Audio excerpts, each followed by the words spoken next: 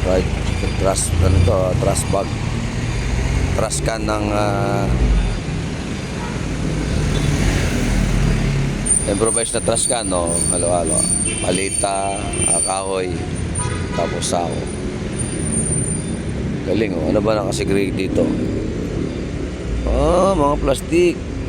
Ayos pala, oh. Mga plastic. Ito ba, oh, mga cups. Tsaka walang laman, oh. Bulaklak lang sa pagitan. Ayos to, ah. Project ng barangay. Dito lang yan sa Pilipinas.